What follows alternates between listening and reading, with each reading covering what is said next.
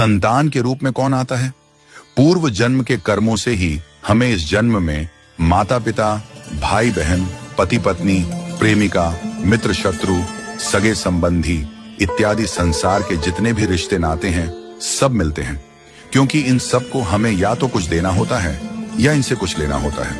वैसे ही संतान के रूप में हमारा कोई पूर्व जन्म का संबंधी ही आकर जन्म लेता है, जिसे शास्त्रों में 4 प्रकार का बताया गया है।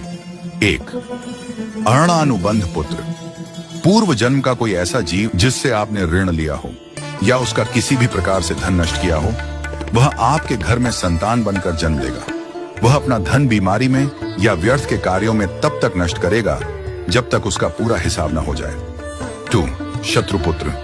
पूर्व जन्म का कोई दुश्मन आपसे बदला लेने के लिए आपके घर में संतान बनकर आएगा। बड़ा होने पर वह माता पिता से मारपीट, झगड़ा करेगा या उन्हें सारी जिंदगी किसी न किसी प्रकार से सताता ही रहेगा।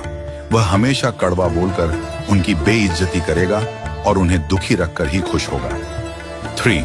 उदासीन पुत्र। इस प्रकार की संतान न तो माता पिता की सेवा करती है, न ही कोई सुख देती है। वह उन्हें उनके हाल पर मरने के लिए छोड़ देती है। विवाह होने पर यह माता पिता से अलग हो जाते हैं और उनकी चिंता नहीं करते। 4. सेवक पुत्र।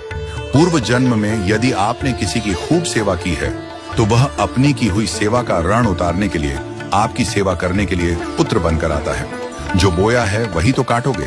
यदि अपने माता पिता की सेवा की है तो ही आपकी संतान बुढ़ापे में आपकी सेवा करेगी, वरना कोई पानी पिलाने वाला भी पास न होगा। आप यह न समझें कि यह सब बातें केवल मनुष्य पर ही लागू होती हैं। इन 4 प्रकार में कोई भी जीव आ सकता है। यदि आपने किसी गाय की निस्वार्थ भाव से सेवा की है तो वह भी पुत्र या पुत्री बनकर आ सकती है। यदि आपने गाय को स्वार्थवश पालकर उसके दूध देना बंद करने के पश्चात उसे घर से निकाल दिया हो तो वह ऋणानुबंध पुत्र या पुत्री बनकर जन्म लेगी। यदि आपने किसी निर्दोष जीव को सताया है तो वह आपके जीवन में शत्रु बनकर आएगा। इसलिए जीवन में कभी किसी का बुरा न करें, क्योंकि प्रकृति का नियम है कि आप जो भी करोगे उसे वह आपको इस जन्म में या अगले जन्म में 100 गुना वापस करके देगी।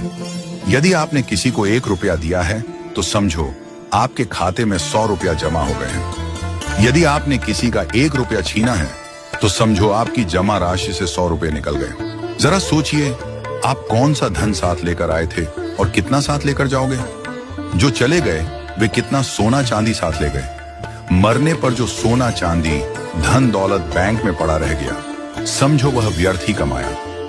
औलाद अगर अच्छी और लायक है तो उसके लिए कुछ भी छोड़कर जाने की जरूरत नहीं है, वह खुद ही कमा ले।